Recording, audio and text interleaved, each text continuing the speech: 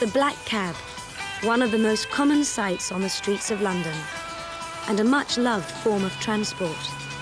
About 300,000 people take a cab every day.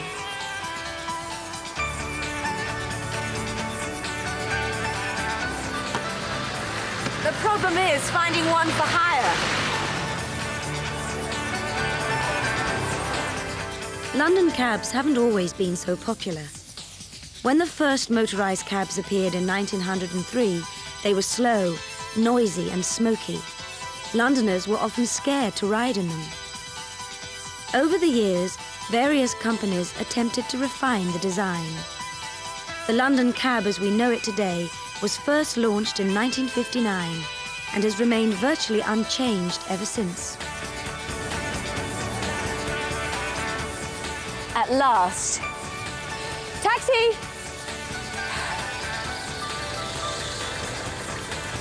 Buckingham Palace, please. Thank you.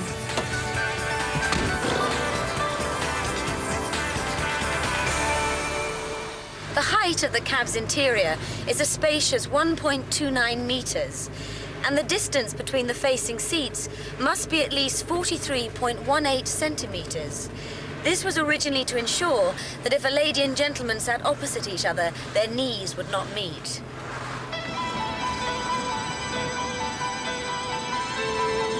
Here we are, madam, Buckingham Palace. Oh, I'm not stopping here.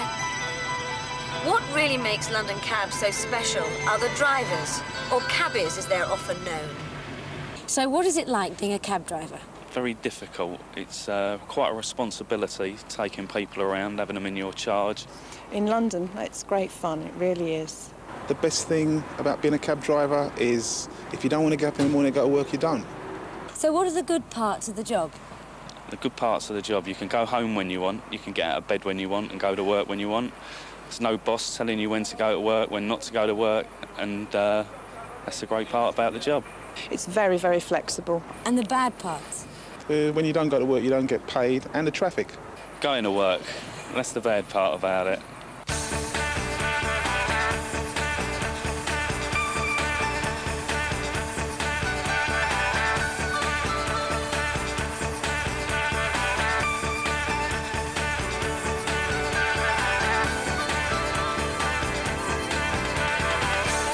How many hours do you work a day?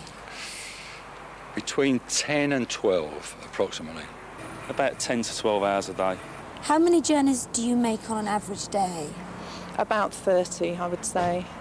An average cab driver, if he's working in the centre of London, does 25 trips a day. About 25 to 30 a day, usually. So how many miles do you travel a day? I would say I do 150 to 200 every day. About 120 to 130 miles a day. And how far do you drive? Anywhere that people want to go.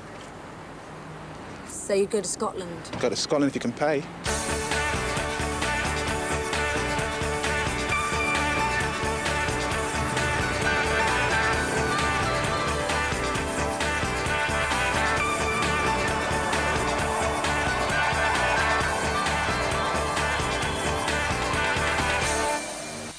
How many cab drivers are there in London? About 21,000.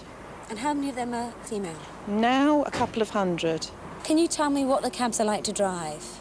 They're very good now. Up until about 5 years ago, they didn't have power steering or power brakes, which made it very difficult. So are the cabs easy to drive? Yes, they are. They're beautiful. Power steering, electric windows, power brakes, have a CD player, everything I could possibly want. Ask a cab driver to take you anywhere in London and he or she will almost certainly know exactly where to go. That's because all cab drivers have to go through a very tough and thorough training called the knowledge. People who want to be cab drivers have to learn the name of every street in central London. There is no grid system, like there is in New York, for example, to make the task easier. London has a medieval street pattern. There are 16,000 streets in an area of 113 square miles, and they have to know exactly where each one is. They also have to memorize routes, or runs as they are called. Getting on a moped and driving around is the only way to do this. But that's not all. They also have to know where to find every restaurant, hotel, theatre, cinema, department store and public building on every street. No wonder it's called the knowledge. To learn the streets, you go out on a moped because it's the only way to learn. If you went in a car, you would cause an accident because you have to keep stopping to have a look at the buildings. You have to learn nearly all the streets in central London and a lot of the buildings there. For example, all the airlines, all the embassies, all the hotels. And when you're examined, you're not asked the main hotels, you're asked the very small ones. The learner cabbies are tested on a regular basis. They have to pass one stage of the knowledge before they can move on to the next. The tests are difficult and the failure rate is high. Only 3 in 10 learner cab drivers will go on to become London cabbies. So how long did it take you to learn the knowledge? It took me 18 months to do the knowledge. It can take anything from 2 years to 5 years. It took me 22 months. Is it difficult to learn? Very. And at this time of the year when it's cold, you get extremely cold on the bike. You can spend 5 or 6 hours out on your small motorbike learning all these things, writing all these things down. So you've got to be prepared to give up a lot of time, a lot of social time, and work extremely hard almost every evening. If the learner cab driver passes the final exam, he is awarded his licence. He also receives what is known as a Bible, not the religious kind, but a rule book. It deals with an essential part of the job, passengers. Are most passengers polite?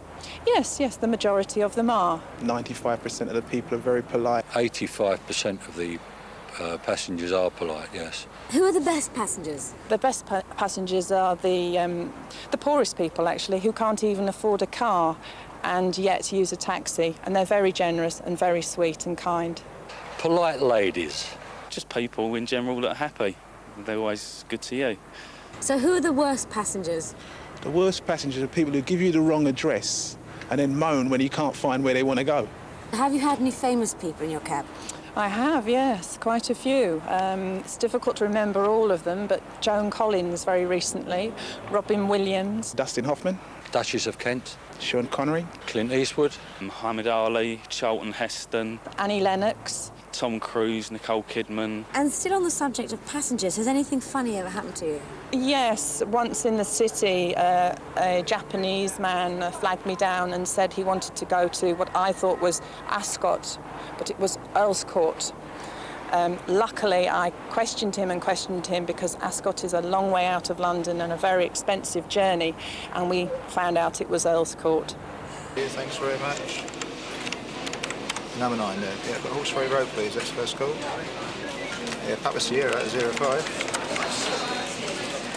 To provide an even better service, many cabbies belong to radio-controlled taxi services like this one. Here at Computer Cab, they handle 1 call a second, 24 hours a day, 365 days a year. All their cabs are fitted with transmitters that are tracked by satellite. When a call comes through, the controller looks at the screen to find out the exact location of each cab and can then send out the cab nearest to the caller.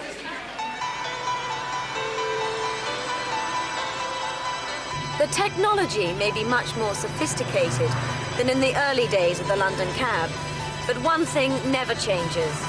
Wherever you want to go in London, you can be sure a cabbie will always know how to take you there. Can you take me home, please? Of course, madam.